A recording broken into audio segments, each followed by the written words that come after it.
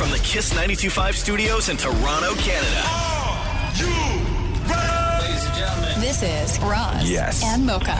It's Roz and Mocha. What's going on? Hey guys, this is Bruno Mars. This is Selena Gomez. The Chainsmokers. Lady Gaga. Calvin Harris. Celestia Cara. This is Ed Sheeran. You're listening to my boys Roz and Mocha. Roz and Mocha. My boys Roz and Mocha. The Roz and Mocha Show. Between Roz and Mocha, who is your favorite? Mocha. Roz, you guys are so funny, man. Congratulations, Lisa! Wow! You just won $1,000. That is amazing. Y'all just made my entire morning. Keep it up. You guys are awesome, man. This is the Roz and Mocha Show podcast. Google Trends released a story talking about how 90s trends are now outweighing 80s trends when it comes to nostalgia. Oh, sick. And what people are looking at, because they're looking towards Halloween and what people are going to be dressing up as, so on and so forth, right? So it's all about it's 90s stuff as opposed to 80s stuff or even early 2000s stuff. Guys, that is so fetch. Right? That's 2000s, though. Was it? Yeah. That's Mean Girls.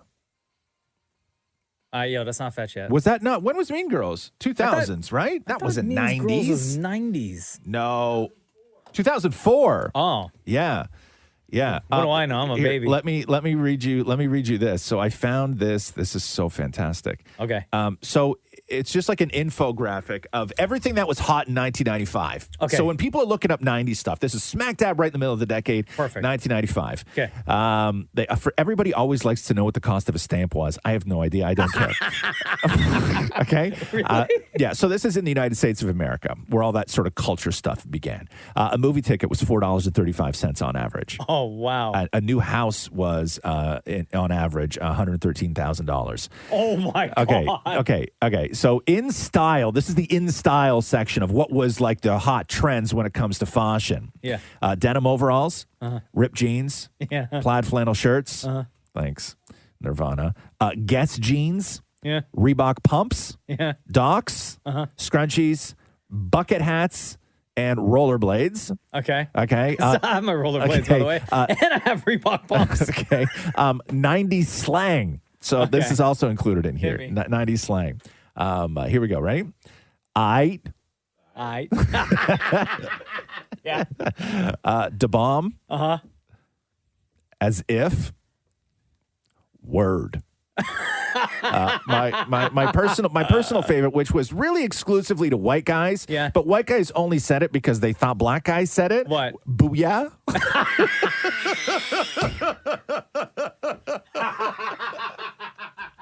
Right? Not wrong. Chum's like, guys, we said it literally once, and that was for jokes. I know.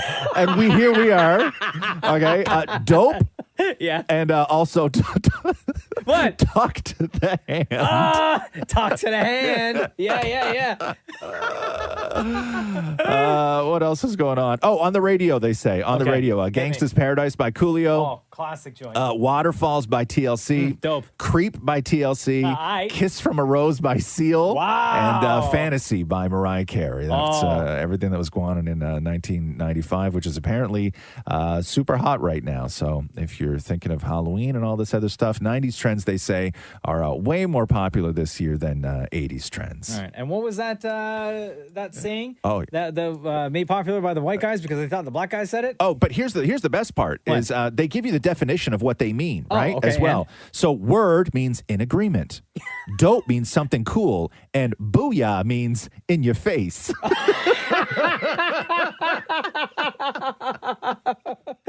The Roz and Mocha Show podcast. Jerry O'Connell doing an interview talking about his life out in California, in Calabasas. And that's where everybody lives, right? Like all the Kardashian, everybody lives out in Calabasas. And this is Jerry O'Connell talking about Kourtney Kardashian. Everybody lives in Calabasas. Who's the celebrity you run into most in your neighborhood, Jerry? I'll tell a quick story.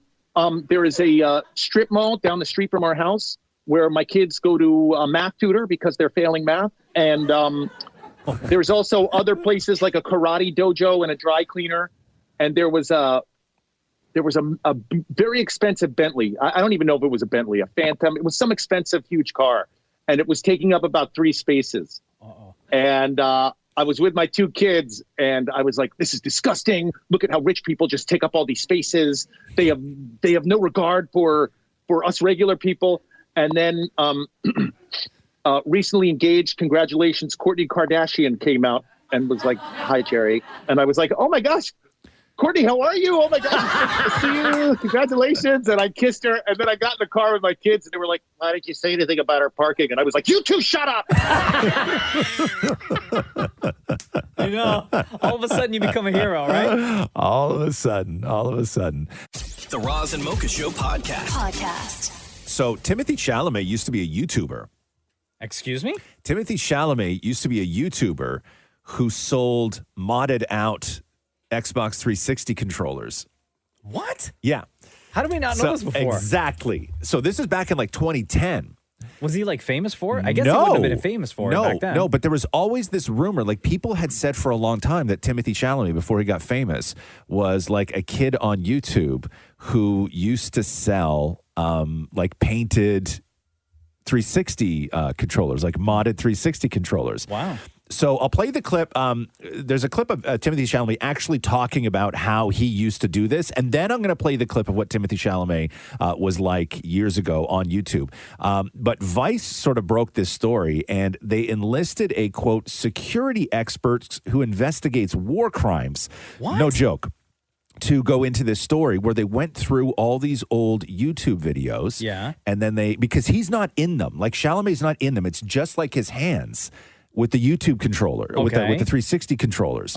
And so what they did is they went through there, and then all these old pictures that Timothee had like posted years ago on social media, and they dug up all his old accounts, and they matched like carpet from the YouTube account to his pictures, the corner of like a chair to one of them, the desk, his fingernails. He has a scar on one of his fingers. How much did they pay these guys to do this? Exactly. Also, there are like cold case files out there that need to be solved. Thank you. You know what I'm saying? So here's Timothee Chalamet talking about how he used to do a YouTube show. I actually had a YouTube channel people found. It's youtube.com/moddedcontroller360. You saying that was your account? And I used to paint. I used to paint mod controllers. I did 3.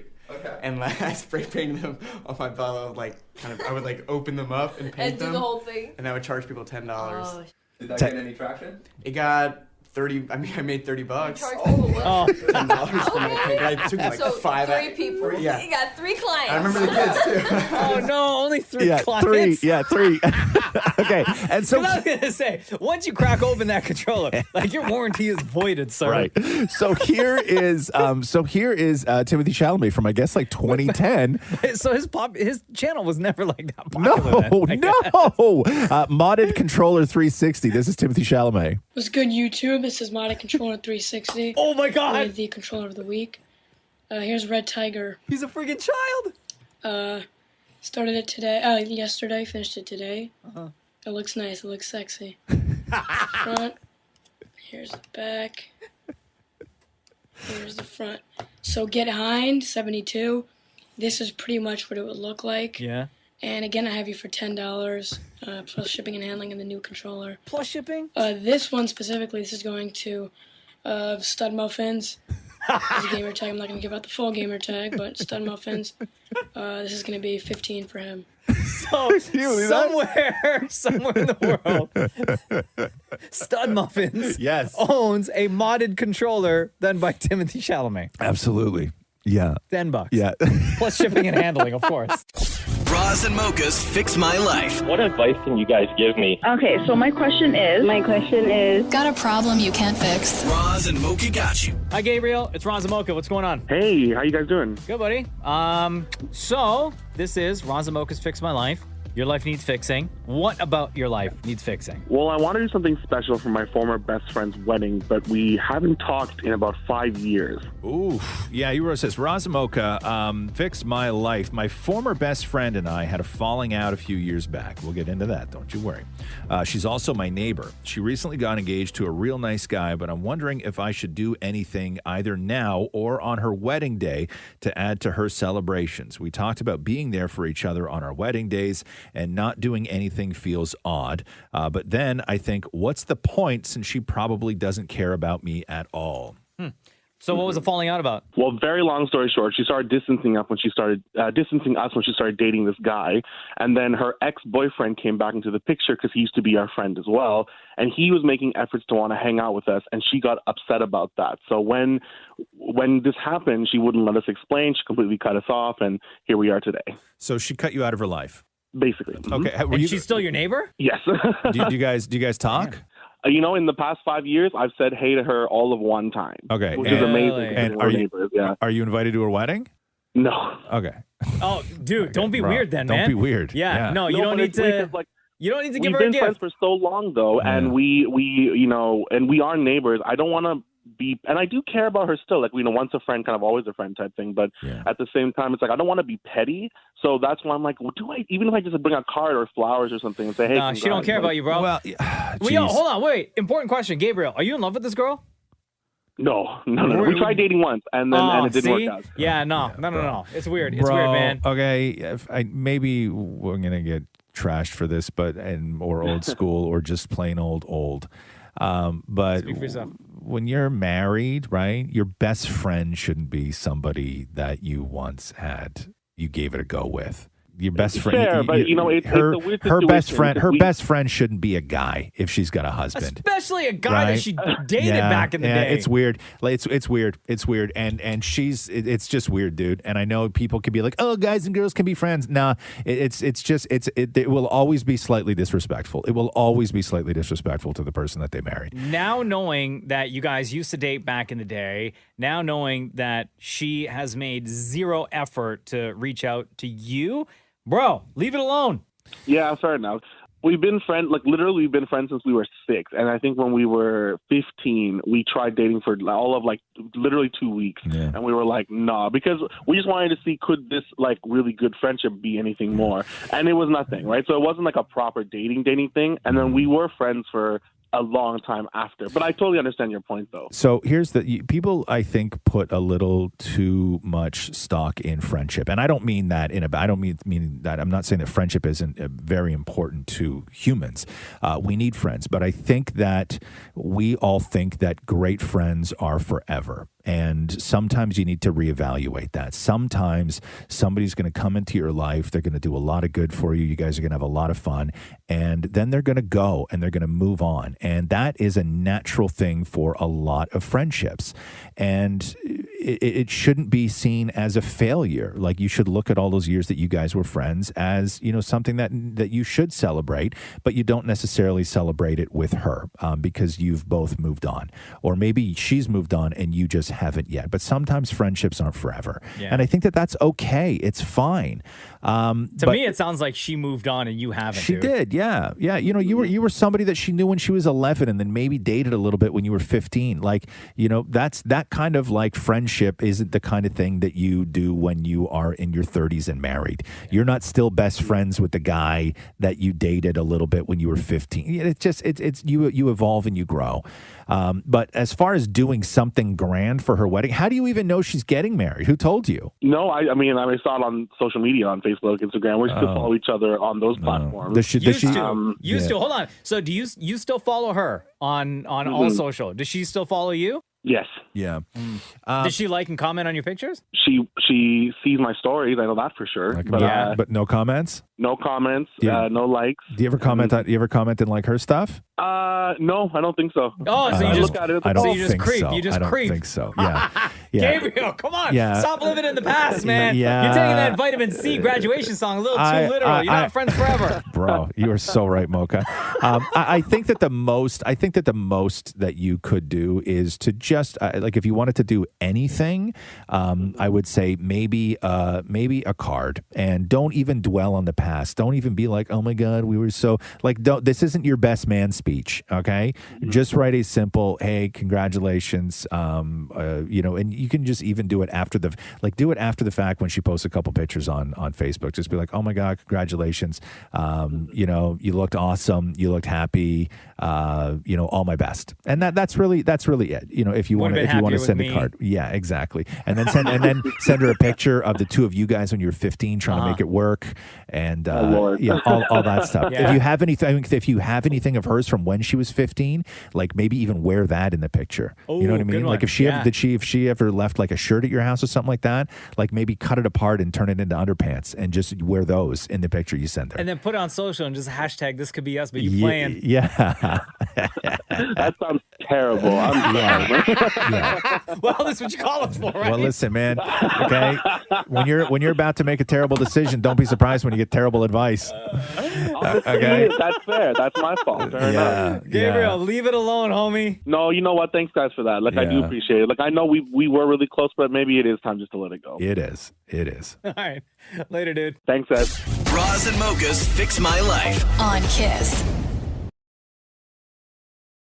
Hey, have you watched Love on the Spectrum yet? No, you haven't. Oh, it's on Netflix, right? Yeah, it's my favorite show. There's 2 seasons. So Love on the Spectrum was it's like a reality sort of dating show documentary about adults with autism, sort of looking for love and sort of navigating that world of independence. And it's such a beautiful show. Like, I cannot stress this enough of how incredible these people are who are on it. But the breakout star from season 1 was a guy named Michael, and he's also in season 2. So if you're going to dip into season 1 and then watch it all the way through to season 2. So Michael's on season 2 as well, and he's hysterical. Like, I want to hang with this guy. Yeah. So what was the story bad. you told before about his brother? He's always like clowning on his brother or something? Yeah, so his brother's like super like ripped and buff, and Michael's always like, his parents are always like, hey, listen, dating is hard, and he'll always just like look at his brother and go, not for him, it's not.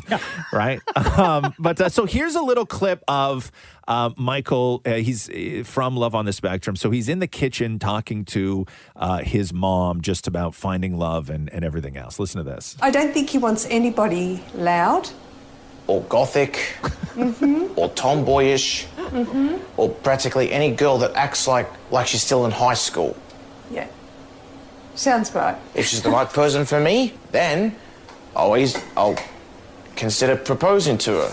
Okay. By coincidence, I've already decided on the perfect wedding ring for my partner, in the form of a crown, to signify that she'll be my queen, per se. But I'm not really too keen on kids at the moment because I have a feeling that having children will ruin my chances of becoming wealthy. Kind of do. But what if you meet a girl that wants to have children and you're like, oh, but that's going to take away from my bank account? What are you going to do? Simply tell her, okay, I'll allow it. But on one condition, I get a vasectomy after the second child. Okay. I've been single for 25 years. I'm not too willing to be single for another 25. What if you are? Mum, I still refuse to take that for an answer. But it's not an answer. I'm just saying it's a hypothetical. What if? Not what if, it will. Okay. Damn. Okay. Manifest it, bro. Bro, Michael is the best. So he's on with Ellen today, and so this is a little bit of Ellen's interview with Michael from Love on the Spectrum. Tell me why you wanted to be on this show. I wanted to be on Love on the Spectrum because it was my best chance to help me find a partner. That's why. Yep. And what are you looking for in a partner? Basically, a beautiful, loving woman with a warm heart who comes from a good family and does not commit any wrongdoings. Aw, fair. What kind of wrongdoings would be wrong, Michael? Basically, engaging with weapons or drugs or breaking the law, getting in trouble with the police, doing anything that's biblically incorrect. Good for you. I draw the line there, too. That's good. Would you go on another dating show? Like, I know that it was kind of a joke, but would you go on The Bachelor? No. I'll explain why. It's because I've heard that the men are not really allowed to be themselves, and they're also hairless and chiseled, which I am not. Yeah, I love this guy's honesty, man. Bro, Michael is, if you please, if you are, the show makes you feel good. Yeah. It makes you feel good about people and the world, and it's just such a different viewing experience from anything else really that's like on Netflix right now. And just go and watch Love on the Spectrum. It'll make your day. And that's Michael. He'll be your favorite, right? Oh my God, yes. The Roz and Mocha Show podcast. Hey, Maury, come in here for 1 second. explain to me what's going on in this story. So there's an art collective in New York that recently bought an original Andy Warhol drawing for $20,000. And now they're going to sell it to one lucky person for $250. So again, wait, what? Sorry, $250? Okay. So there's an art collective in New York, who recently bought an original Andy Warhol drawing for $20,000. Yes. Now they're going to sell it to one lucky person for $250. But here is the catch: they're putting up 999 other pieces of art, which are all high-quality forgeries of that Andy Warhol, and each of them were drawn with a robotic arm and put through a process to artificially age the paper. So the fakes, they say, are so good that even their creators can't tell them apart. So they've mixed them all together, and now no one knows which one is real. Oh, that's a gamble right there. It's brilliant. $250? Worth it. Yes. And it's not his paintings, it's his sketch period from the 50s. Yeah. So it's like literally they'll all look exactly the same. So when you buy one, you don't know if you're getting the real one or the fake one. This is such a gamble, but so fun. So they've devalued this piece of Andy Warhol art because they're now refusing to tell somebody which one is the original. Yeah, in your face, Warhol. Right. But they bought it. So the Andy Warhol Foundation on their eBay sells off every week a bunch of original stuff. This was one of those ones. So they bought it from the Warhol Foundation, sanctioned, and then copied it. Right. That's so amazing. they made 1,000 forgeries. That's and they're amazing. selling them all for $250 each. One person's going to get an original Warhol. You just don't know which one. Correct. You don't know. And you never will. Never. That's the thing. Right? So are you now going to have 1,000 people who all claim that they have the original Warhol? Yes. I You think start you a club. will. That's a Facebook group right there. Right there. Right? Yo, that chat's going to be so lit. Yes. Yes. I don't know what the max is on WhatsApp, but 250. I don't know. I don't know what it is. You're right. Yeah, y'all can do that too. Yeah. And this is his drawing. This one's called Fairies. Yeah. What does it look like? What is it? So What it's is it, three fairies, basically humans with wings on the back of them, right? Yeah. Right. And they're all sort of cuddling together. Did you just mansplain what a fairy was? Black and white or full in color? No, it's just an outline, Sketch. like just a sketch, black and white sketch, just an outline. There's no filling in of the art. Yeah. So they bought the original Warhol for $20,000. And I guess they're going to make like $250,000 off selling all of these forgeries. So they invested $20,000 in an original Warhol, made 999 copies of that one original Warhol, and are flipping that for $250,000. This could be if I do this could be the second fake Warhol I own. Right, because that's right. You already own a fake Warhol. I have a copy of a poster. But on the flip side, Yes. it could also be an original Warhol. That's I don't. right. You know Right. what? I That's may never right. want to know if I buy one of these. I don't want to know, Right. Because then it could be or couldn't be. So Right. never tell me. Right, but you can't. Nobody will tell Nobody you. will tell you. Nobody knows. But here's the thing: like if you open once you receive it, won't you then know if it's Nobody stamped? knows. So you'll never know. Nobody will ever know. That's the whole thing with this. Is that they made 999 copies of an original Warhol perfectly, and they're going to sell Shuffle the the deck. original. Yeah, they're going to Shuffle the deck. Yeah, they're going to shuffle the deck, sell the original with all the copies, all of them for $250. Yeah, but the it's thing brilliant. is, nobody will ever know who bought the original. Wow. Yeah. Gamble. But I'm so in. Yeah, also in your face, Andy Yes, Warhol. exactly. The Roz and Mocha Show podcast. Run, stop. Run. The word Ron, the name Ron, always makes me think of Ronnie from Jersey Shore. Yeah.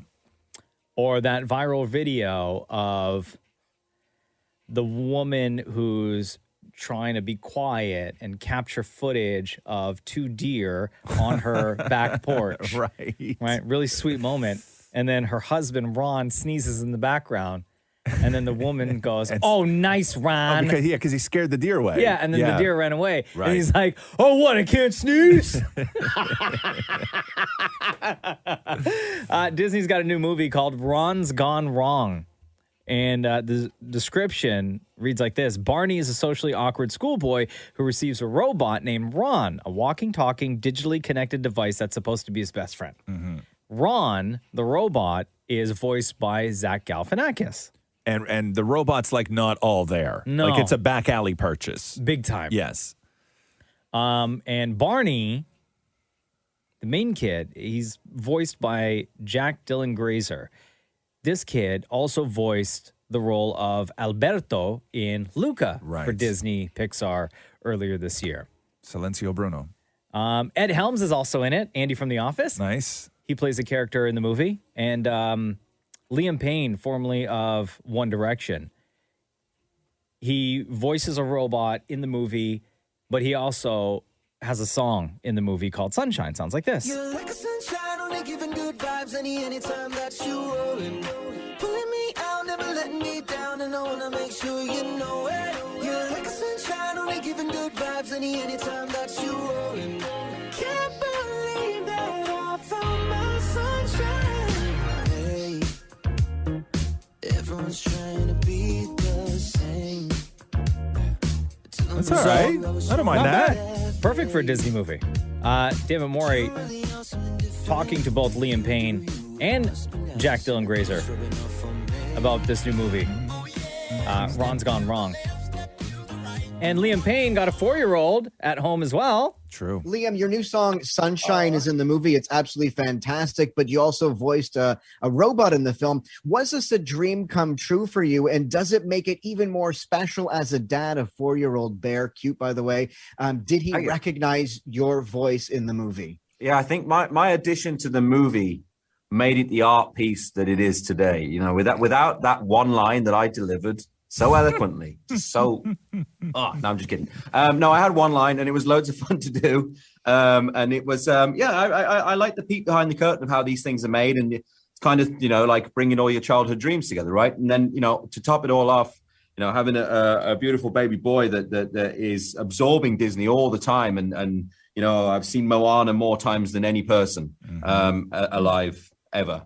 And I hope that this film kind of overtakes that for him in a way. And yeah, I left my voice in so he could kind of spot it, and he's very quick.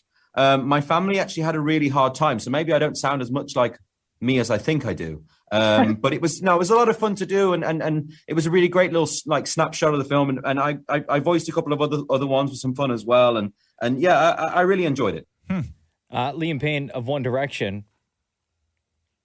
Damn, Does he only have one line? Is that true? Yeah, his robot has one line. I love that. Maury trying to get real slick with the next question he asks Liam by getting some 1D news out of him potentially. Oh, well, that's never gonna happen. Is there anything in your life that you absolutely miss and can't wait to get back to now that we're in the world is getting back to normal? Anything that will make your fans very happy?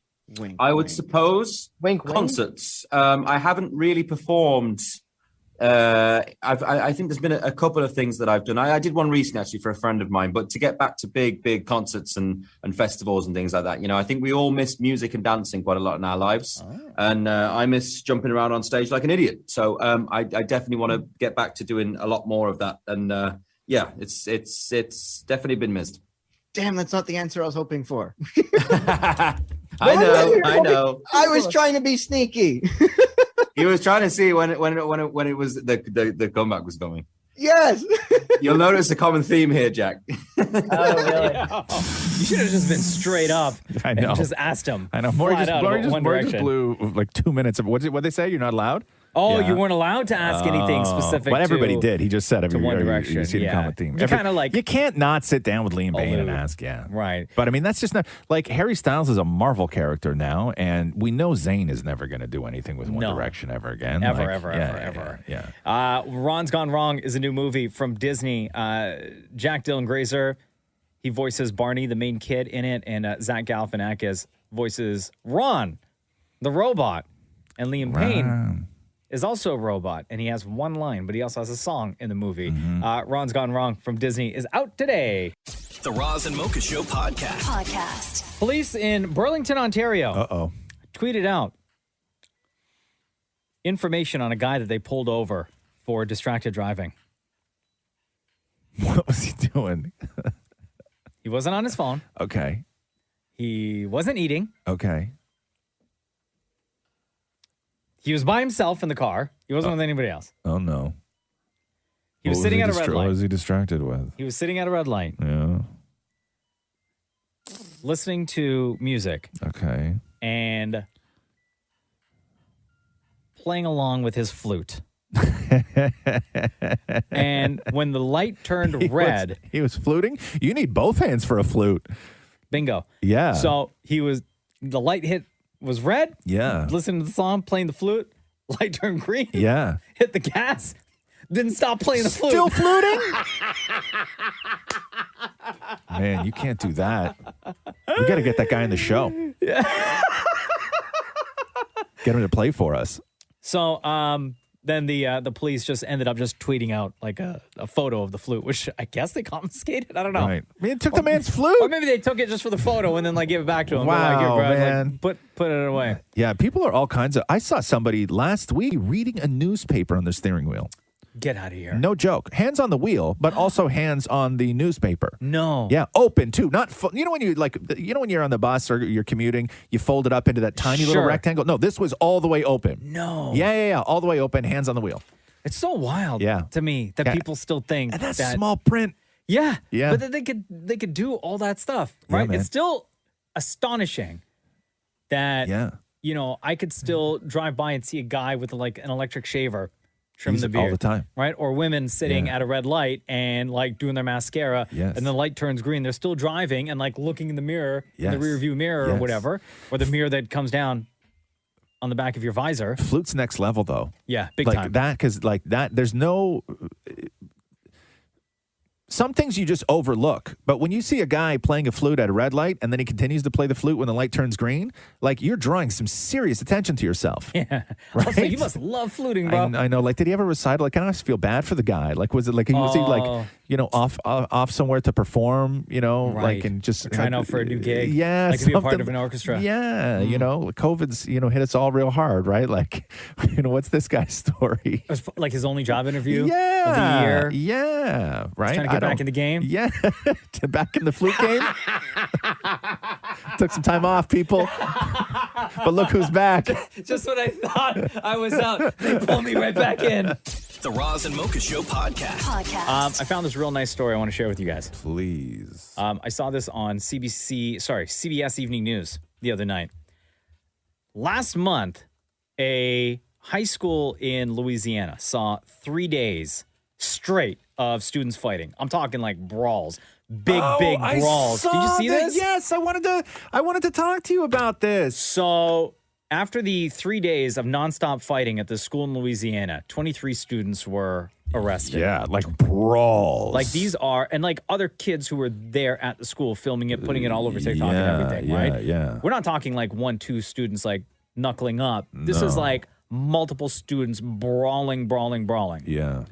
So in order to keep things in check at the school, a group of 40 dads of students who go to that school decided to get together and call themselves Dads on Duty. Yeah. And have been showing up at the school every single day to hang out.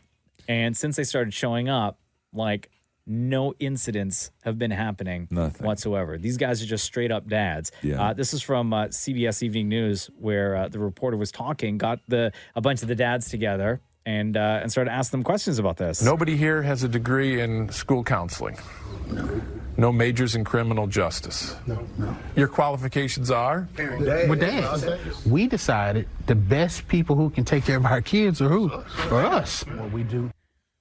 Yeah. Isn't that pretty incredible? Yeah. And then you see the footage of them interacting with like a lot of the students, because you would think, you got they're running on shifts, right? These 40 dads, they all know each other. They all may know like the other students' parents. So of course all the kids in the school are going to be on their absolute best behavior. Yeah. And when talking to some of the kids who go to the school to get their thoughts on all these dads showing up every single day to try to keep the peace in the school, this is what they said. What's going on, buddy? You moving fast. I like that horse. I immediately felt a form of safety. We stopped fighting. People started going to class. How could that be? You ever heard of a look? A look? Dads have the power to do that? Yes. Not many people know it, but yes. Isn't that crazy? Yeah, man. Like, It's how awesome. effective is that? That parents just start showing up at the school. It is. And then the fighting stops. Yeah. Yeah. Yeah, no, it is. And I don't know why they don't do more of this. I guess because you need parents. You need those dads. Yeah. You need dads like this everywhere. This is just one community where I guess, they have that real sense of community. And, you can get 40 dads together that, care that much and are willing to sort of go that far. Yeah. Not everybody's willing to do that. No. Not everybody's willing to sort of step up in that way. When you send your kids to school, oftentimes you think that, somebody else is in charge of everything. Of course. Keep my kids safe, learn them up, all this other stuff. And to then insert yourself into that's splitting your life. That's a big commitment. Yeah. And no, I love these dads, man. I love the idea of this. I wish it would take off in more places. I really do. Well, they're hoping to open more chapters of Dads on Duty across the states. But this is what a group of 40 dads did in Louisiana, where this one particular school had 3 days of nonstop fighting. 23 students were charged, and the dad started showing up at the school, and nothing's been happening. Yeah, no, just it's great. Dad jokes left and right. Yeah, no, it's great. And keeping the peace.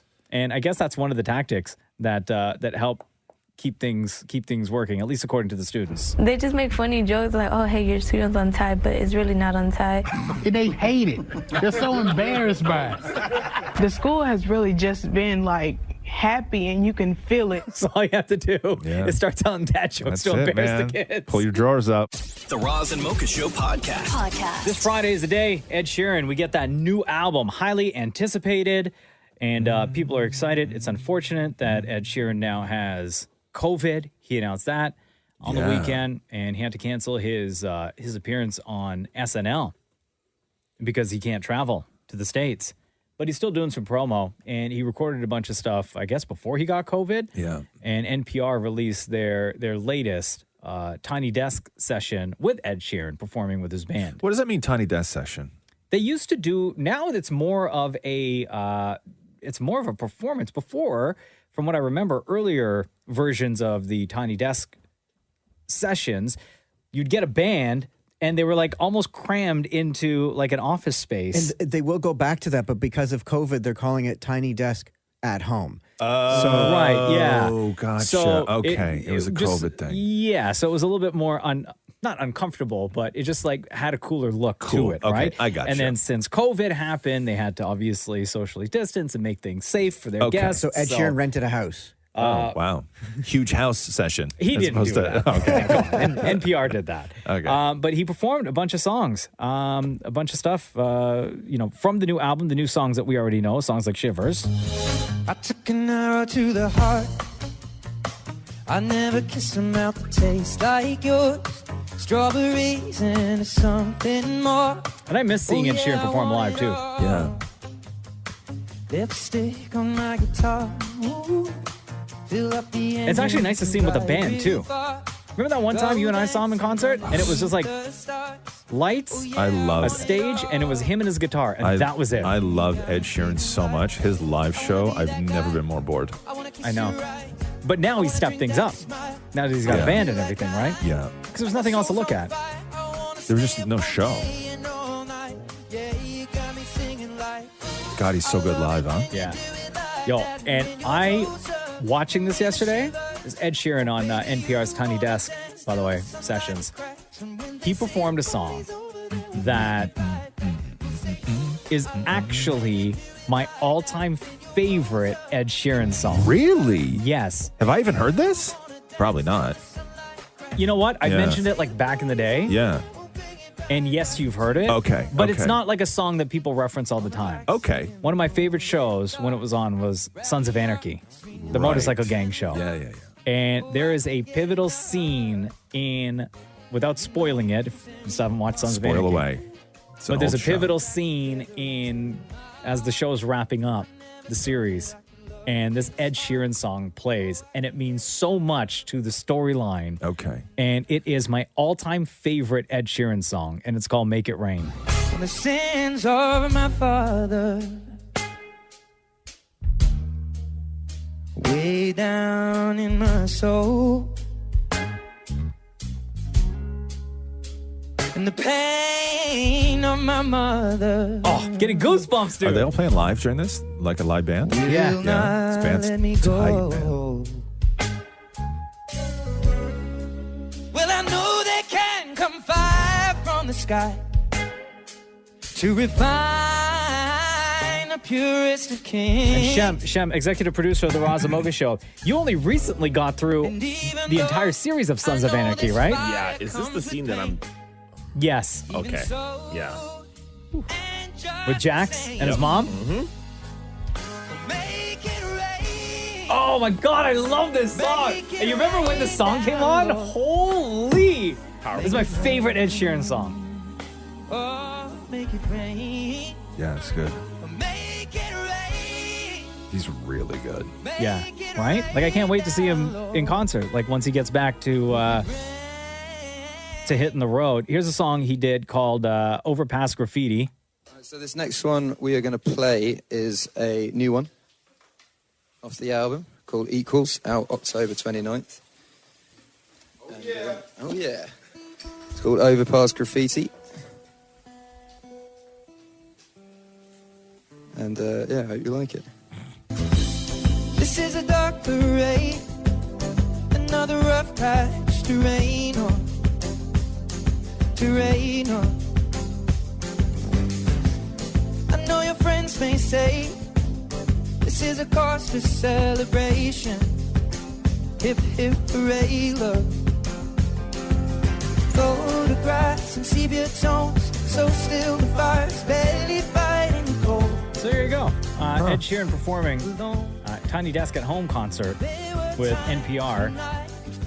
If you get a chance, go check it out, especially if you're a fan of Ed Sheeran and you want to see him live again. This is probably the closest you'll get. The video's only 22 minutes, so he goes through 5 songs on there, and it's really good. He's such a good singer. Yeah, and this kind of makes you miss like live music again, right? No. It doesn't? No. Oh I don't want to see anybody wow. live ever again. Oh, wow. I do. I can't wait. Like, I'm like, if Ed Sheeran hits the road again. No, it makes me miss unprocessed pop music is what it makes me miss. Gotcha. Especially when you have a talented artist like Ed Sheeran who can play an instrument and sing So really, really good. well at the He's so exact good. same time. Yeah. That's Ed Sheeran on NPR's Tiny Desk at Home sessions, which you can now see on YouTube. The Roz and Mocha Show podcast. Ed Sheeran did a new interview with Cheryl Hickey on ET Canada. Oh, nice. Talking about the sort of way that he and his wife go through tracks that he's going to put on the album and how much influence she has. Really? Yeah. It's I know actually that your wife actually helped you pick some songs in the album. In fact, she picked Bad Habits to be the first single. When you're playing songs for her before the rest of us all hear them, is she basically sobbing in the corner? No, she has quite a business-minded head about it, I think, because she just is like, well, this is what I like. And I'm kind of like, cool. Because I don't want her to go, this is what I think people will like. She just goes, I like this. And I like this. And I think it, I mean, she hasn't been wrong so far. She hasn't been wrong. There's one song she told me to cut from the album, and now it's off the album. The album makes more sense. She was basically listening to the album as a whole, and the album's theme is basically like turning 30, getting married, fatherhood, losing a friend. And there was this one album that was just, it was a big pop song, and it was fun. But she was like, I think this sticks out like a sore thumb. And then I took it off, and I'm like, oh wow, now this album actually makes sense. She just knows me. She's a fan of my music, which is good. But she's known me since I was like 11, and she knows what I'm about. And I think she's steered the album into good waters. Now I want to hear that big pop song. You know what I want to hear? What's now that? knowing this information of all the songs that his wife has potentially had him get rid of for an album, he should put out an album and just call it songs my wife didn't like. Yeah, Cherry's Rejects. Yeah, right? But, that's good, though. You know what? I like that. I like that he goes to his wife Well, what are you gonna do, for right? her opinion and not as somebody in the music business, right? Right. Not somebody who he's not going to go to someone who he knows is going to give him an answer because there's money to be made. Yes. for that individual that he's Yes. asking, right? He's not going to go to a record label because they know, okay, these songs are going to help make us money. I think I was interviewing, I think it was Dolly Parton years ago, where I asked her something similar. And I think when she was talking about her husband, I think that she told me that her husband doesn't listen to her stuff either because he doesn't particularly like it or because she said that he has terrible taste in music. One of those two things, right? Yeah. But you know, that had to come from two things. That had to come from somewhere, though. Like maybe she asked him for his opinion. He said he didn't like it, but in her heart, she knew it was a hit. And maybe that song ended up becoming a hit. And she was like, this guy's an idiot. Yeah, great guy, awesome husband, but, you know, It's not your forte. absolute crap at picking tracks, right? That's not your thing, homie. Stay in your lane. But I do know. I'm with you. I want to hear Cherry's Rejects. I want to hear that Big Pop song that she said stuck out like a sore thumb. Yeah, big I time. really want to hear that. Yeah. But that is the new Ed Sheeran. Ed Sheeran's still dealing with COVID, I guess, huh? He is, yeah. And we get that new album on Friday.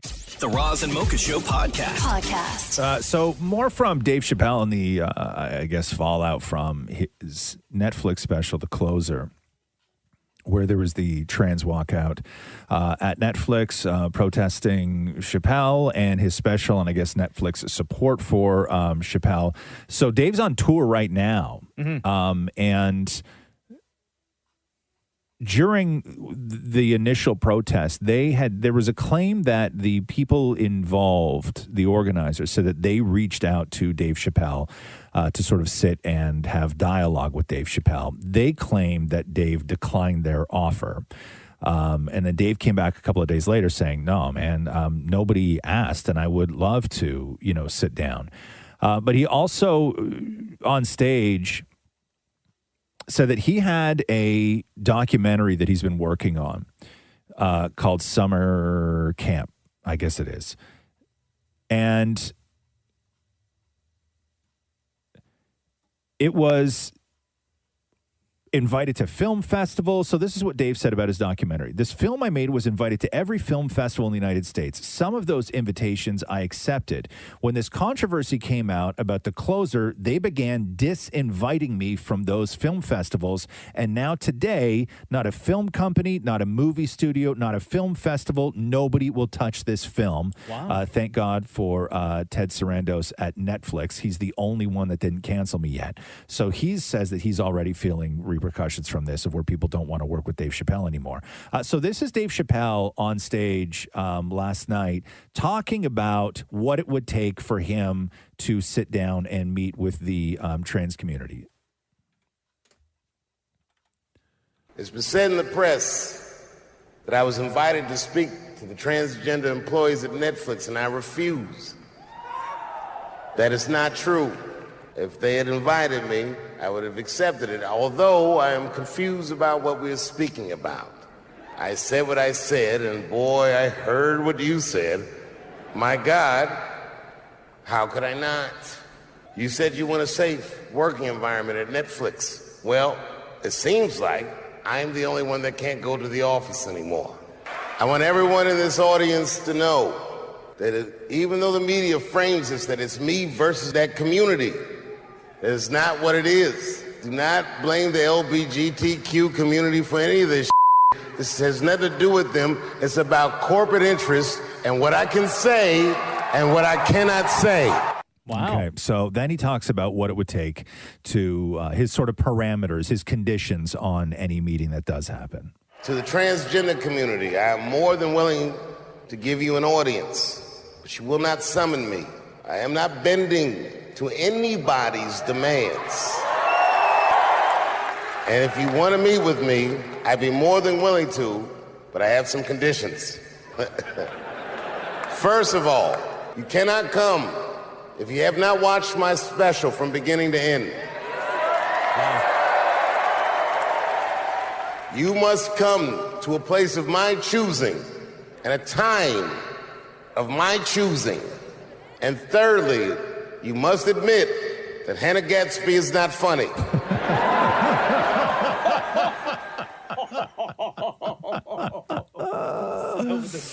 I know, still with the jokes. Wow. But that was one of the things that we talked about on this show, was that there's a lot of shocking things that Dave Chappelle says. And I think that you can support both in this situation. I don't think that you have to pick one or the other. I think that you can, understand what Dave was saying and look at that stand-up special as an entire special. As opposed to individual jokes. Because it is important to watch the whole thing, because he starts off at one place and then sort of finishes you off in another place, where he talks about this beautiful friendship that he had with a trans woman, and who wound up taking her own life because of bullying that she suffered online because she stood up for Dave Chappelle. So that's the sort of arc of the of the story, was him quite emotionally talking about this good friend of his.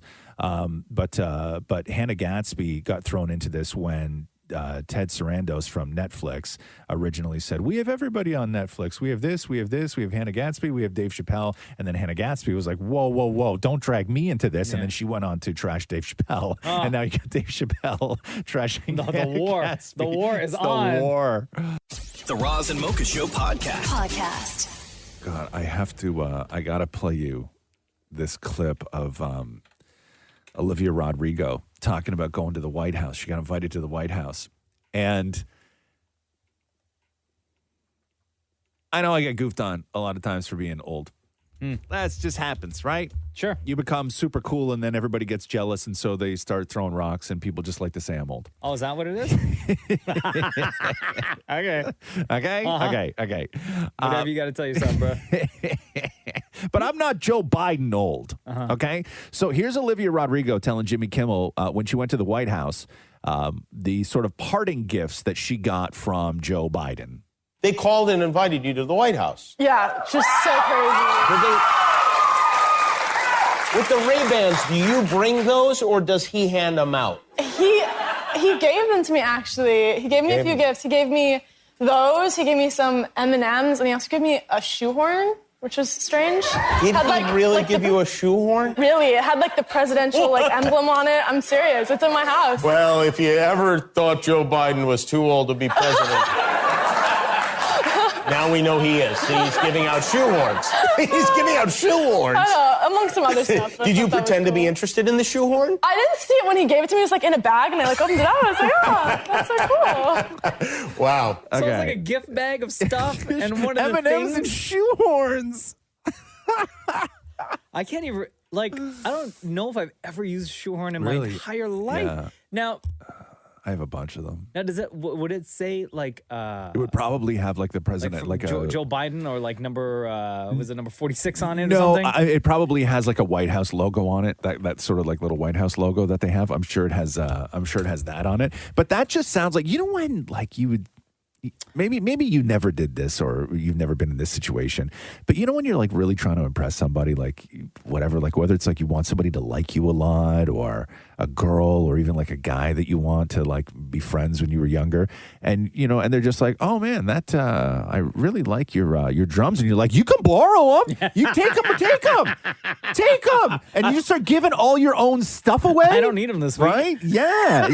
It's a great jacket. You want it? I don't need it anymore. You just start giving your own stuff away, right? But to seem cool. The team over there at the White House, they're coming up with things, right? Items. Okay, we're gonna put the logo, the White House stamp, the logo. We got pencils, pads of paper. We're gonna put them on pens. Maybe we get some buttons. Maybe we get some hats. And then who in the room suggested shoehorn? Yeah. Let's put it on a shoehorn. Well, because this will go in the gift bag. Because the other two seem fairly personal. Because she says at the beginning of it that Joe Biden gave her a pair of Ray-Bans. How Biden always wears those aviator Ray-Bans. Cool guy. Cool guy. Thank you. Yeah, I can relate. So I guess when you go to the White House, maybe you get a pair of Joe Biden signature aviators. And then M&Ms because maybe he likes M&Ms, and then the shoehorn because is it because why? He uses shoehorns all the time? I don't know. Maybe that's his thing. Maybe we just don't know, but that's just always been his thing. But he also wears an American flag button. Yeah. Why not? Is that in the gift bag? No, probably not. Probably not. The shoehorn has to mean something yeah, to Joe Biden. I know. That's it's super weird to make it into the gift bag of 3 things. Yeah. Right? And Olivia Rodrigo, one of the biggest superstars in the world. Now she got at her place. And you can't throw it out. No. For the rest of her life, she will have. No. in her possession Yes. an official Joe Biden, President of the United States, with the White House stamp of approval on it, shoehorn. Don't get me wrong, sort of jealous. He's such a liar. The Roz and Mocha Show podcast. Hey, Mocha. Uh-huh. Are you ready? I am, sir. All right. Let's do the news. The Roz and Mocha Show podcast. News break. Floyd Mayweather is being accused of rejecting a selfie with a fan because the male fan had his nails painted. So listen to this. You got painted nails. You can't. I'm not taking a picture with a guy with no painted nails. Damn, bro. Floyd's a homophobe. Floyd doesn't want to take a photo of me because my nails are painted. Hold on, I gotta hear the beginning of that again. So There's a lot of yelling. You got painted nails. You can't. I'm not taking a picture with a guy with no painted nails. So Floyd says, you got painted nails. I'm not taking no picture with a guy with painted nails. Oh. Okay? And then the guy turns around. I don't even know if this guy is gay. I think he thinks he just has painted nails. He could be gay. I don't know. But then he accuses Floyd Mayweather of being a homophobe. So a rep for Mayweather says that he didn't take the photo because he was in a rush to leave. But that's not what you said. No, he clearly says. You got painted nails. You can't. I'm not taking a picture with a guy with no painted nails. Clearly He said, says. I'm not taking a picture with a guy with no painted nails. Right. Clearly. Floyd, come on, man. Yeah, right. We all heard it crystal clear. It's on video. Uh-huh. Like on video. I don't think Floyd Mayweather cares one way or the other. You weren't in that much of a rush to make that statement. The Roz and Mocha Show podcast. Hey, they announced the cast of Canada's Got Talent. Hold on, let me find that for you here. The judges? The judges, yes. Who's hosting the show? Do we know yet? Yeah, Lindsay L. is hosting the show, who Lindsay I love a whole lot. is a country singer. Yes. From Calgary. Correct? Maybe. I just assume. Hold on. Yeah, can you find out where Lindsay L's from for me? I've talked to the I just girl assume all Canadian country singers are from Calgary. A million times I've talked to her. Big up Calgary, by the way. And then your judging panel is, where's she from? She's from Calgary. Yeah, she's Hey! awesome. Yeah, Lindsay L. is. Big up Calgary. I lived there for 8 months and hated it because I was there in the wintertime. It was minus 40 every single day. Beautiful place, hated the weather. Wow. How long were you there for? 8 months. That's it, huh? Yeah. Jeez. Minus 40 every day. I'd have to walk from my apartment 15 minutes to go get the bus. Is that what it was? Minus 40 every And then day? it would take me an hour and a half to get to work every single day. That is a lot. But you know what's weird?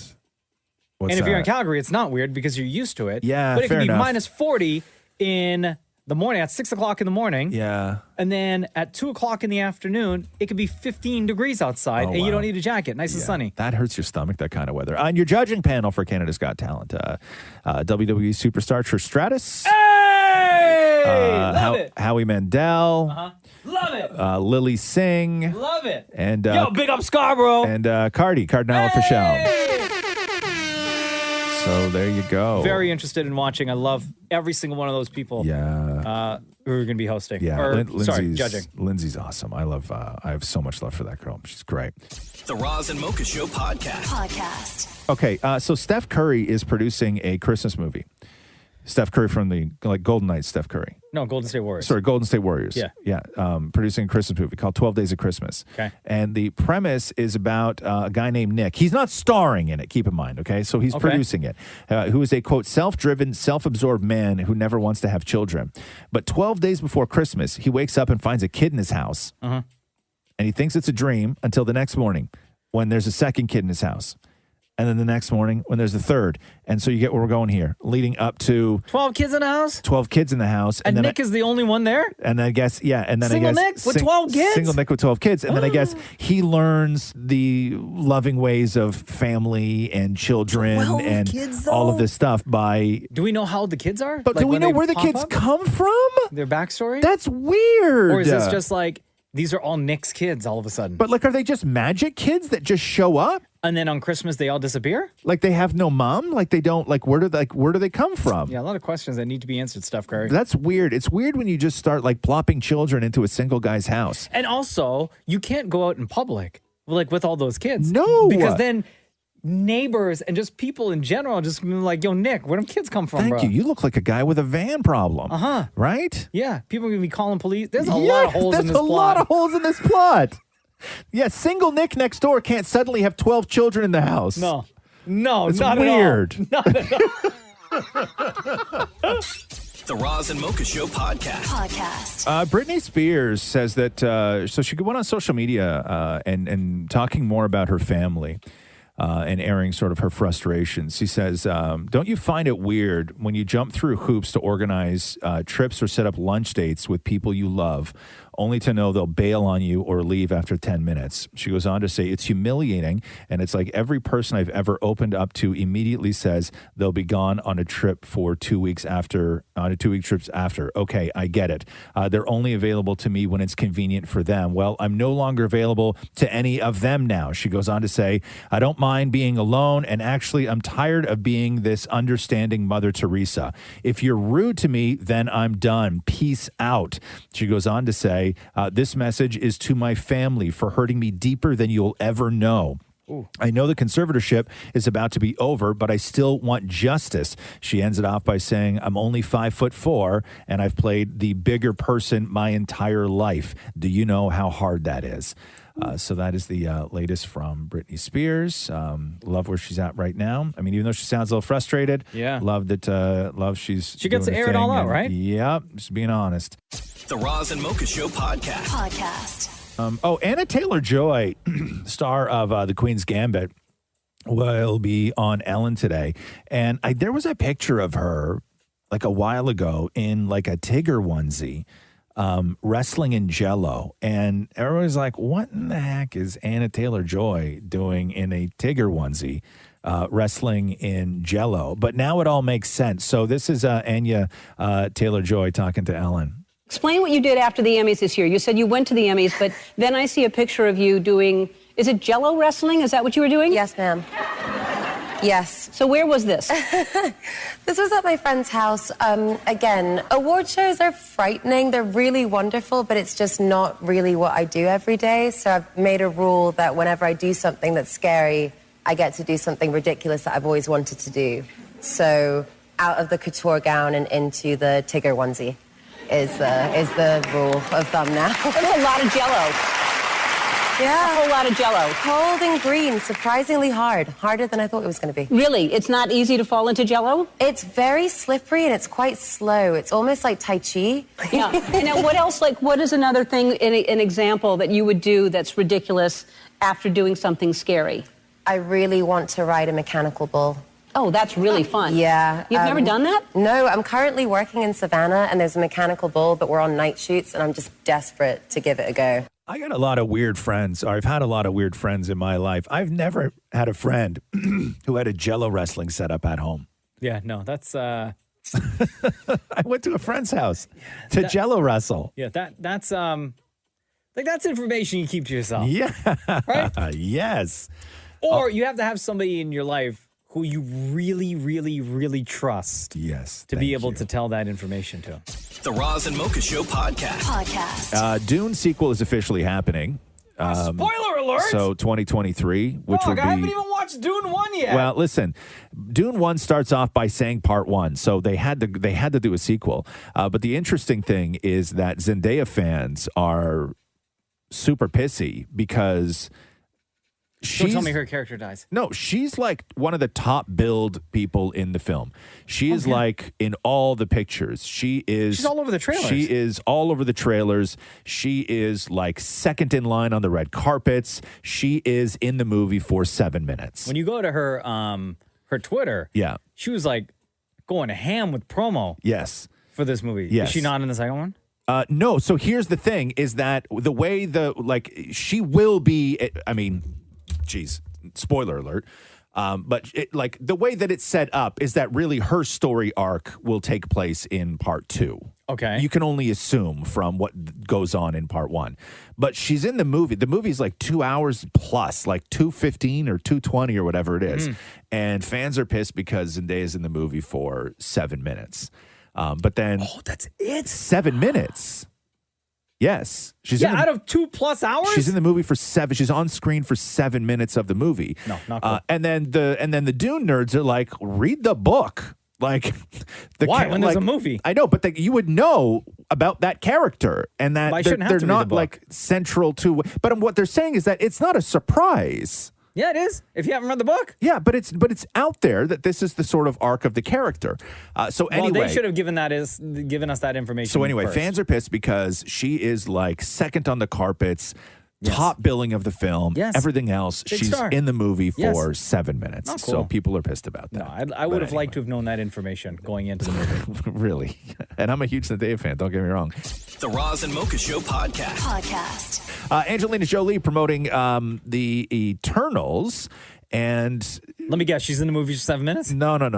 But this is a great sort of deflection. Oftentimes when you talk to somebody like Angelina Jolie and they got a lot going on and you want to be respectful, but you also want to try and get them to say something about maybe something that they don't normally want to talk about. One of which is her, I guess, friendship with The Weeknd. A lot of people, you know what I mean? Like a lot of people are like, what's going on? Yeah. Well, what's going on Angelina, there? got any plans for the weekend? Okay, so listen to the way that this reporter phrases this question. Okay. And then listen to how quickly Angelina Jolie deflects it. Now, I have to know, because Angelina, your kids are at the age where they have opinions. So I have to know, were they more excited that you were in the Eternals or that you are friends with The Weeknd? They're very excited about this film, if that's what you're asking. They're very excited about this film. Wow, he wasn't asking that. Yeah, no. He was using that to ask his Thank real you. question, Thank to get into you. the real question. I just gotta know. Let's be straight up. Yo, y'all dating? Right? I know it's pretty crazy, but one of the better deflections I've seen from a big star. The Roz and Mocha Show podcast. So Sarah Blakely, the founder of Spanx. Mm-hmm.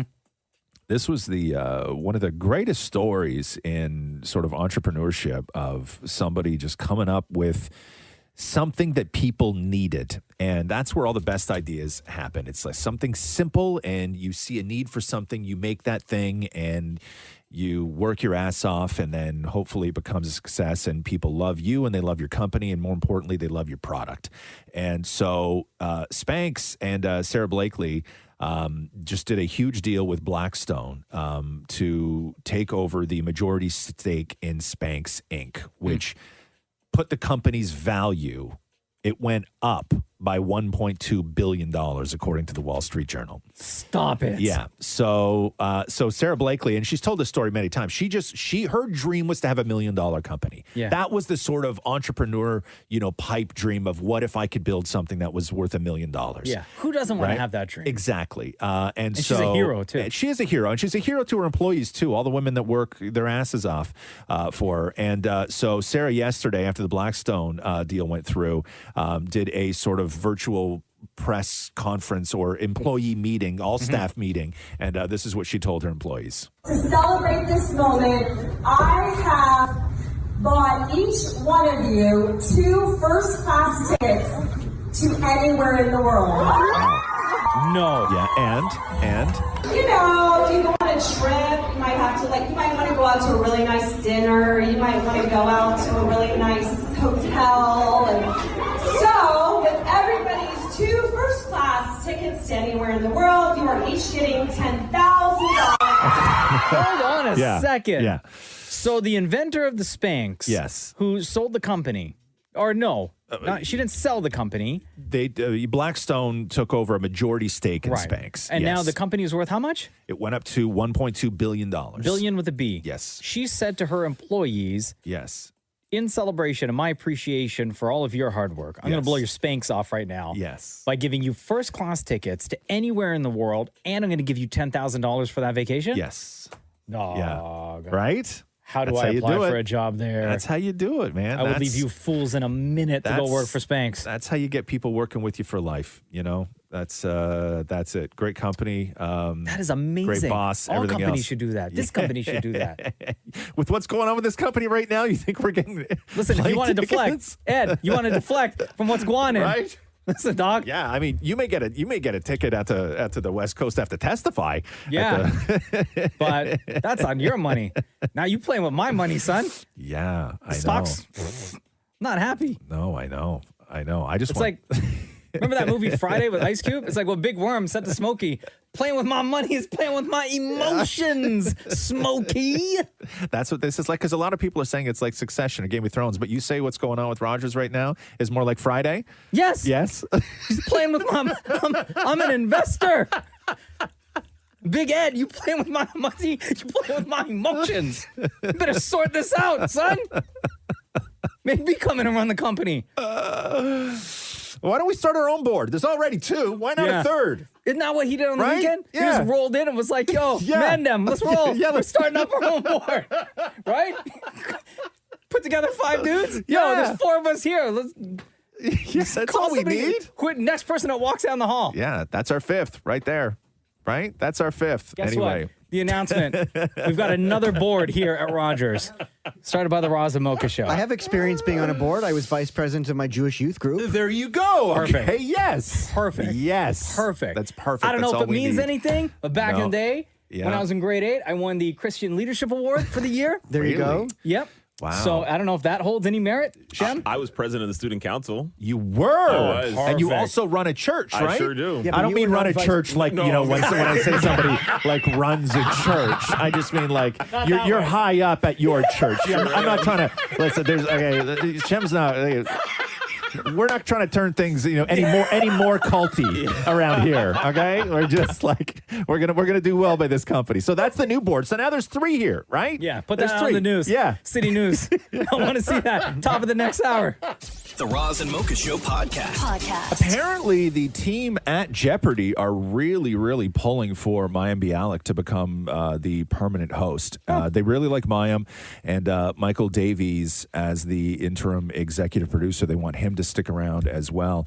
The staff, according to reports, has described Mayim as gracious, warm, and smart, say that she's a natural fit for the show, both on and off camera, and is creating a calm environment befitting of Alex Trebek's legacy. I watch every night, and she's doing an amazing job. Is she? Huh? Yeah, She they is. really like her. So they're pulling for her, and they've been telling the execs at Sony to quote stop dragging their feet and finally Stop dragging your feet. Yeah, and finally announce her because the fear is that they're going to go through this whole thing again. Yeah, right. And it was such a schlamaz, and there was no class to the way that it ended. There was no credibility to the way that it ended. And those were the 2 things that Jeopardy always had, right? Class and credibility.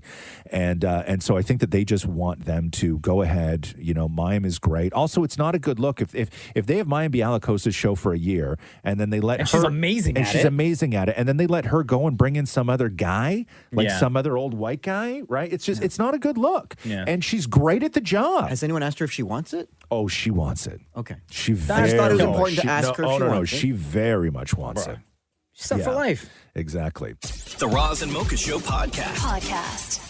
Katy Perry did a cover of the Beatles' All You Need Is Love for, I guess, the Gap's holiday ad campaign. This is what that sounds like. Nothing you can make that can't be made. No one you can save that cannot be saved. Nothing you can do, but you can learn how to be you in time. It's easy. All you need is love. All you need is love. All you need is love. So nice. It's amazing how bells just turn any well-written song into a Christmas song, huh? Oh, yeah. That's all it needs. And the timing of the bells. Yeah. Like that's it. Like that. amazing. I've never thought of that Beatles song as a Christmas song before, but as soon as you stick Katy Perry on it and you put bells on it, it's Christmas. Absolutely. It is. The actual original one is in one of the greatest Christmas movies. No, I know that. Love Actually. Yeah, it's not one of the greatest Christmas movies. I'm not having this conversation with you again.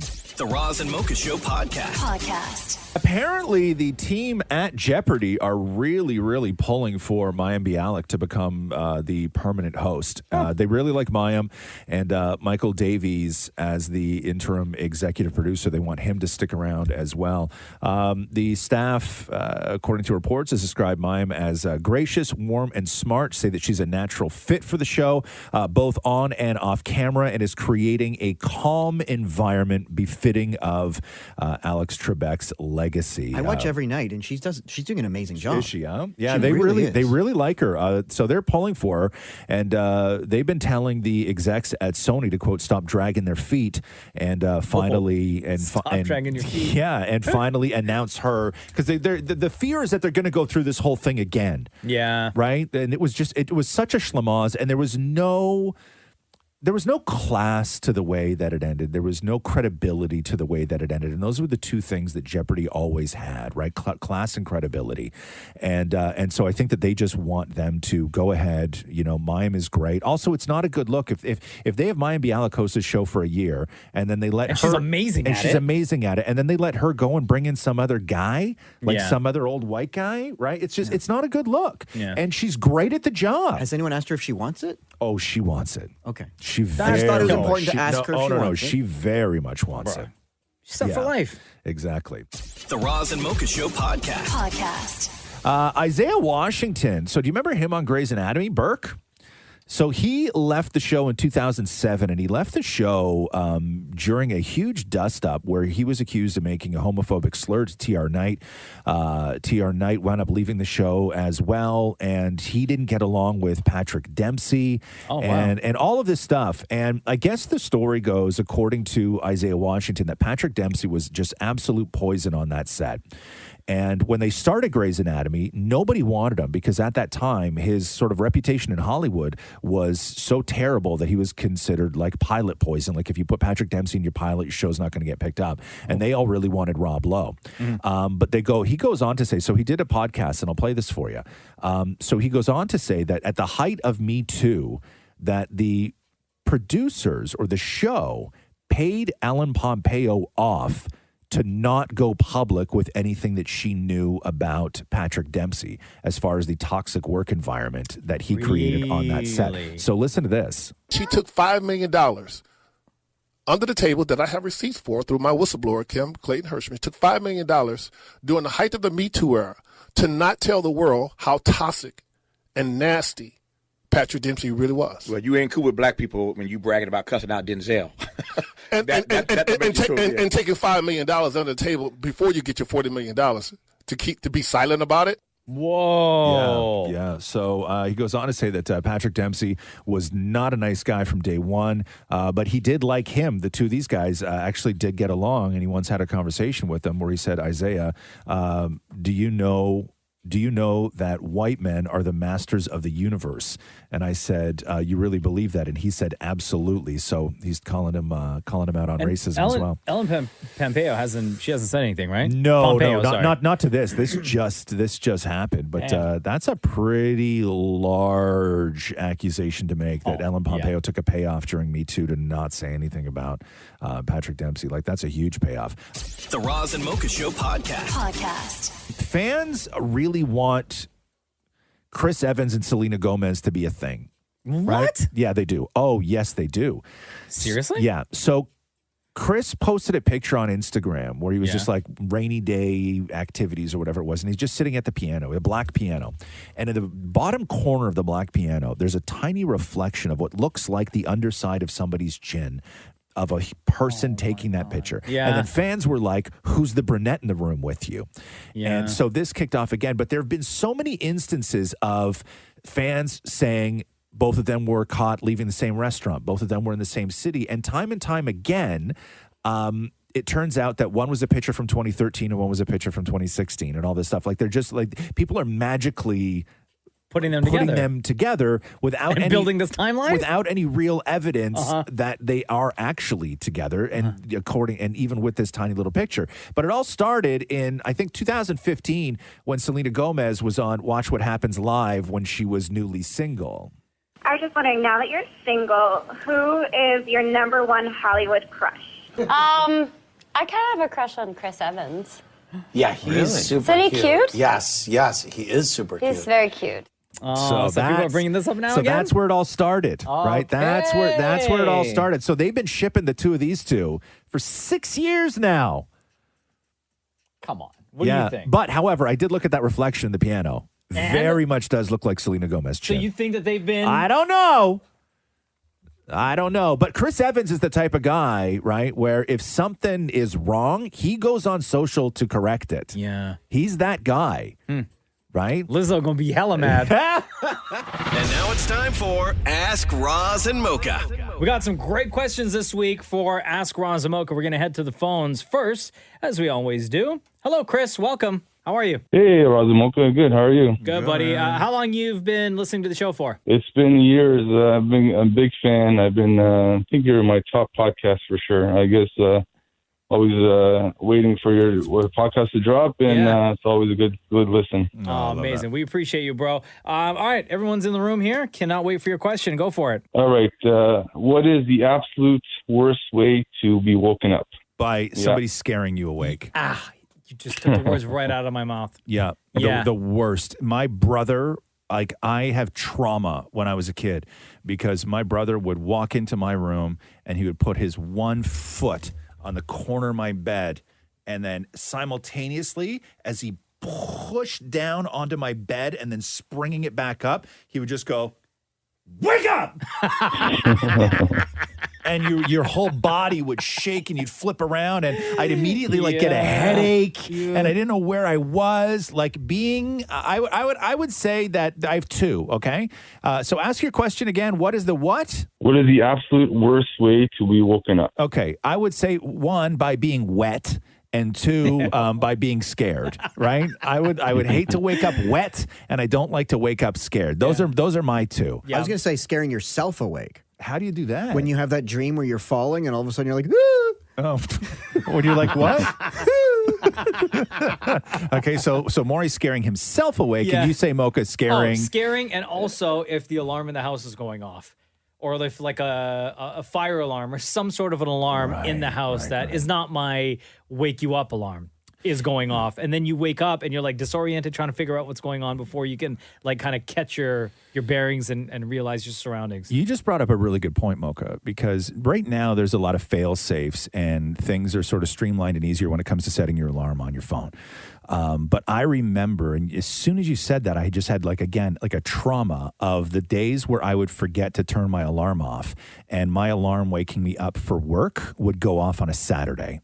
Oh. And did you think it was then a work day? No. Like on days when I knew, right? Like it was the worst. Like when you would forget to turn your alarm off and you have that like one day to sleep in or whatever it is, and your alarm goes off in the morning to wake you up at work time, and then you just can't get it together because your body's like, now is when we do all the things, right? Or the complete opposite of that, which is waking like sleeping through your alarm, waking up late, and waking up late, having to come into work. That is the right? worst. Because then you are really disoriented at that point. Yeah, when you're waking up on the highway, it's no way to start your day. No, like not when your eyes are still foggy and you're on the highway that early in the morning, and your heart is racing. Your heart is racing. It's the worst. It's so unsafe. Yeah. Right? Like it really is. And we've all been there. We've all at one point, the 12 years on this show. Yeah. Sham, I don't think, have you been late? Have you slept through an alarm? Here? No. Not on this show? No, not on this show. But we'll give it time. Just give it time. Give it time. But we've all had that thing. Maury's done it. You've done it, Mocha. Yeah. I know I've done it. I know I did it like one day. I remember, like, I'll never forget, like, I woke up because my brother was like calling to me. Because I was outside. And then I walked upstairs and Maury was in my hallway and I was like, I didn't even know what was going on. Right? I was like, I Yo, had no idea what was going one time on. Maury like knock on your bedroom Yeah, window or went, something? went through the alley in my house. Right? Like at that point, just let me sleep. I Right? saw Catherine in bed. Yeah, like just let me sleep, man. Right? Like not Surprised nobody called the cops. I know. I should have. You know that? Hey, I Chris, really you never should. gave an answer. What's the absolute worst way to be woken up, in your opinion? Yeah, I think similar, but I think fire alarm was a good one because you just panicking like, do I run into the house or what do you do, right? So Yeah, and then you have to fire figure alarm- out if the fire alarm is like being for real, like if there's actually a fire or maybe something tripped up and your fire alarm just went off, right? Yeah, you start smelling for smoke and all that things, but it's for sleeping, just the panic is setting in, so you have to kind of reassess the situation. And yeah, fire alarm was never pleasant. Yeah. All right, Chris. What about the one we when you were a appreciate- kid and your friends would put like whipped cream in your hand, or you put your hand in pee? And Put then your hand in pee. Excuse You me? never once went to a sleepover, did you, Maury? Never. Isn't that what it was? You put in, like, and if they wake up, they put their hand all over their face. Okay. Hey, Chris, we're going to let you go. We got to explain sleepovers to Maury. This is a whole other topic We of appreciate conversation. you, bro. Thank you so much. Yeah, thank you. See you. Bye. Later. Okay, So, Maury- where did you hear about putting your hand in pee? Like sleepover camp. Okay. Am I wrong? Because I know the whipped cream one, and then they tickle you and you slap your face with whipped cream. Okay. And then I thought there's a bucket and you put your hand in pee, and then it makes you pee. No. The old sort of thing was that if you put somebody's hand in warm water, it makes them pee. You don't you don't dip somebody's hand in urine to make them pee. That's disgusting. And then wake them up so they rub it all over their face. Thank God this never happened to me. You never went to one sleepover, did you? No. No, never. No, you can. It shows. Wow. Yeah. First of all, you would still be doing time had you done those things at a sleepover. You can't. You're disgusting, yeah, man. You can't rub pee on somebody's face, man. Like, and I was a gross kid. Like, we used to fart on each other's pillows, right? Yeah. Like, if you were at a sleepover and then one of the guys got up to go to the bathroom, everybody would squat over the guy's pillow and fart on it, right? And then they would come So back gross. and they'd be like, "Why does my pillow smell like fart?" And then I remember one time this kid Danny fully just went bare ass and farted on this guy's pillow, and then he came back and he's like, "Oh man, somebody farted on my pillow," and it was like a big joke. But then we woke up in the morning and there was a full streak on the pillow, right? Full streak on the pillow. No. Yeah, because Danny, the kid who farted on the pillow, didn't wipe too well, I guess. Oh, no. Okay, and then so this other kid slept on that all night because it was dark, right? And he thought pee in the face was Right? bad. Yeah. And Did then you get pink eye? And then we all got pink eye and everything else, right? Gross. Yeah. I remember having it's so interesting because I didn't know what pink eye was until years and years and years later. Yeah. Right. I didn't know how to get it. I didn't know whatever. Nobody told you. And nobody even said it was pink eye. You just had an eye infection, right? Like that's all it was. And I remember when I was a kid having a ton of eye infections. Yeah. Like a ton of eye infections. And years later I realized, oh yeah, all those eye infections were actually just pink eye because dirty boys do dirty boys things and you're always getting poo in your eye. Right? Like Is that the only way to get it? Yeah, it's like poo spores, right? Like you touch Wait, but something. I got pink eye like a couple of years ago. Yeah, because you touched something that had poo on it, probably yourself or Matthew, and then you rubbed your eye, right? You know what I mean? You rub your eyes a lot. You take your glasses off, and you're always in your eyes. Yeah. See? So Right? this is the thing. Yeah. But you know what? It doesn't necessarily even have to be yours. Like someone could like have poo spores on their finger and go and touch that doorknob for the bathroom, which you're also touching to open the doors. Yeah. Right? Or in my case, when you'd fart on each other's pillows. That too. Right. Yeah. Leave streaks. See, I wish I went to more sleepovers. Yeah. And Rita says here, Roz always says in a relationship to divide quote unquote chores by who does what best. What if one person does almost everything better than the other person? Well, then that's a problem. Then you just have to go and just even things out, right? Like I always say that the best way to divide chores is what somebody does best or what somebody enjoys doing the most. Because I think that when you start talking about chores, you find some weird things with people where like I love cleaning the bathroom. right? Bro, that's me. I love it. I don't mind cleaning the bathroom at all. No, I love cleaning the bathroom, right? Oh, and then that satisfaction when you like take a step back and you look at all your work and see how everything is crystal clear. Down on my knees with the toilet, scrubbing everything. I love cleaning the bathroom. Where Catherine is very efficient and loves cleaning the kitchen, but Catherine you will walk into the kitchen and you will be like, oh my God, this kitchen is like a showroom kitchen. It's like everything is perfect, spotless.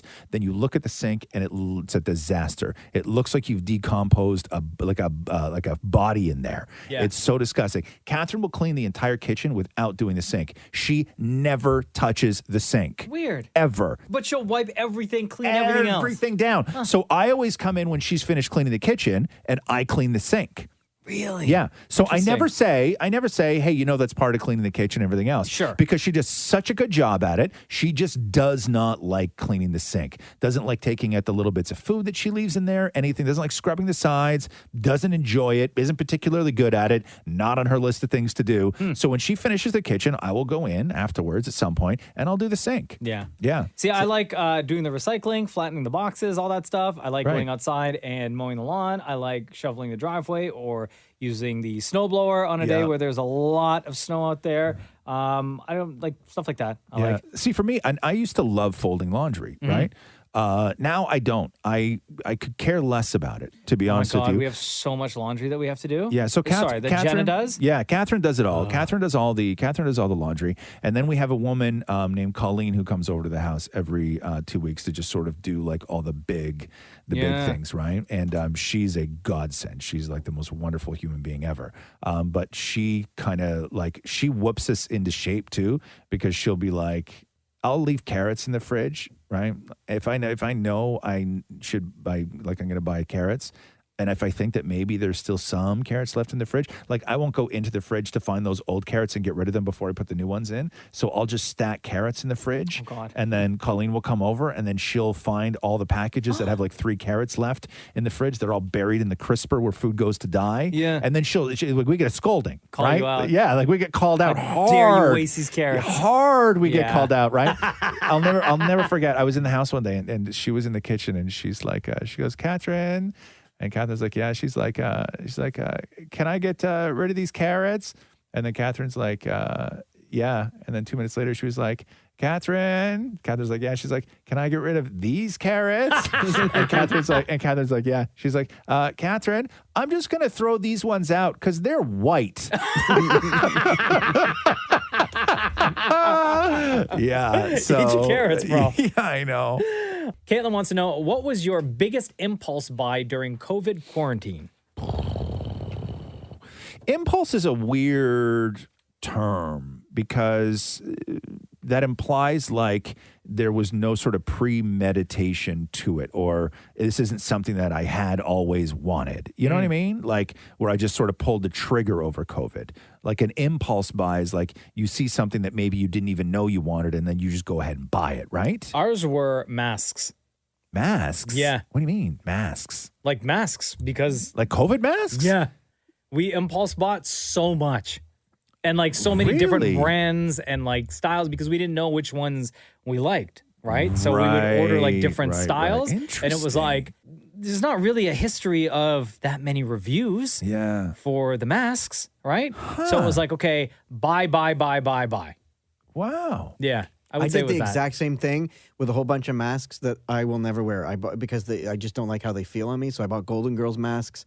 I bought like Madonna masks. I bought all kinds of these masks. Wait, like I bought Andy Warhol masks, and like I put them Madonna on. was and selling I'm like, masks, or there were masks with like Madonna and Marilyn Monroe face on yeah, them, and then the Andy Warhol one. It's like I put it on, and it looks like I have a big soup can on my face, and I'm like, I'm not going to wear this. Right? Yeah. Everybody was wearing cute masks for a little while, huh? Yeah.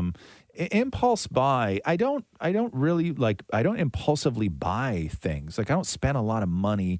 Like frivolously, like everything I buy, I want to buy. I've thought about it, but I bought It's a big reason. Yeah, I bought some expensive things over COVID. I bought another lawnmower over COVID.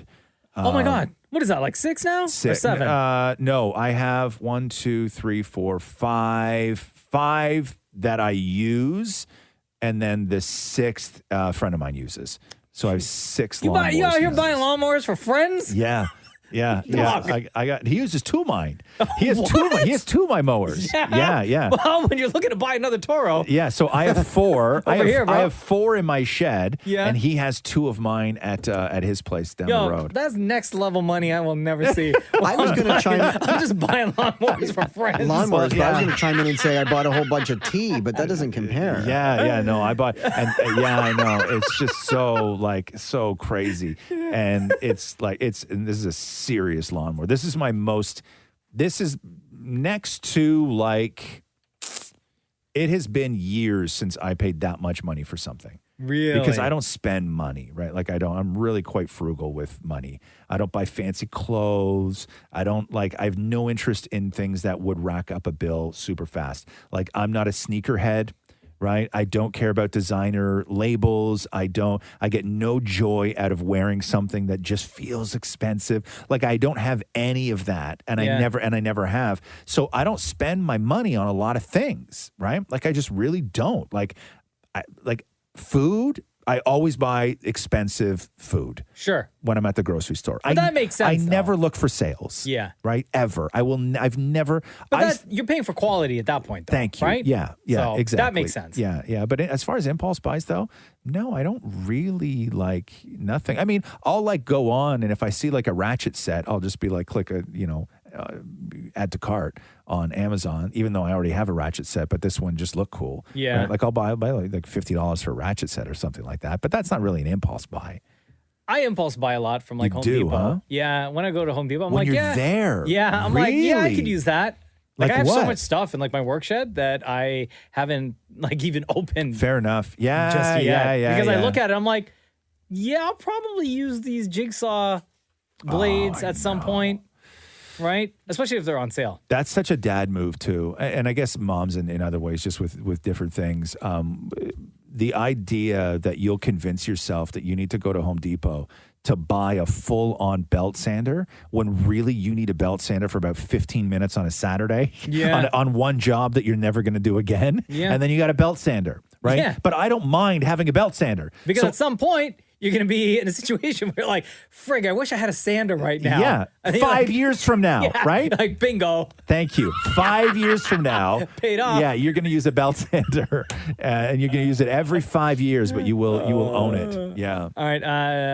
Taryn Veer says, when you were speaking on how people are not going on dating apps as much with one of the fans on your show, Roz mentioned that people are going to have to start meeting each other through bars and such. And Roz said that's where he's a pro. Right. What moves and or tips does Roz have in that scenario? Okay, so it's not so much about moves or tips. It's the thing that you're not used to from dating apps. And that is, there is no, when you're on the app, and it's just a swiping, it's that sort of game, okay? You risk nothing when you're on the apps. You just sit and you swipe till you match somebody, and then if it works out, you're never it going to works see that out. person in real life. Right. The problem is that it has become so easy, and people now have what they feel are unlimited options. And as soon as in the dating world, people started feeling like they had unlimited options, the quality of individual went way down. And so when you do have to meet somebody in person, what that takes is vulnerability and courage. And you lock eyes with somebody across a room, and to get the sort of guts to go over and shoot your shot to somebody in their face, to come up with something that is maybe a little bit kind, maybe a little bit funny, that's not like, show me nudes, what are you doing? All those things that may work on apps don't work in real life because you can't act like that in real life. And so there's a vulnerability that people are just not used to when it comes to meeting people in real life. There's your options are not unlimited. This is a night's worth of work for a lot of people to walk up to somebody, whether it be on a bus or in a bar or any of these things. Right. And if you're going from the app world to a sort of dating situation at a bar where you want to approach somebody who you think is beautiful, or they look cool, or maybe they shot you a look, or they smiled at you when you walked by, all that stuff is what people have had to do forever, which is risk losing, be a little vulnerable, build up some courage, and make the best of it. And that's a world that people don't understand. Real life shooting your shot. Yeah, or as Maury would do. I used to hand out CDs with. I used to give hand what? Don't finish that sentence. I used to just give hand. This seems like a great place to just end the podcast. Okay, find us on Instagram. I used to just give hand. Maury almost slipped up there. You saw I that, know. right? Yes, he almost sir. slipped up. Yes, every week sir. we'll post a picture that reads "Ask Roz and Mocha," so feel free. He sat at that to table with submit your questions. He sat at that table with the tablecloth for so long, people thought he was a fortune teller. Right? What's going on back there? This has been the Roz and Mocha Show podcast. Thanks for listening to the Roz and Mocha Show podcast. Catch the guys live Weekday mornings from 6 to 10 on Kiss 92.5. KISS925.com. Or download the Kiss 92.5 app.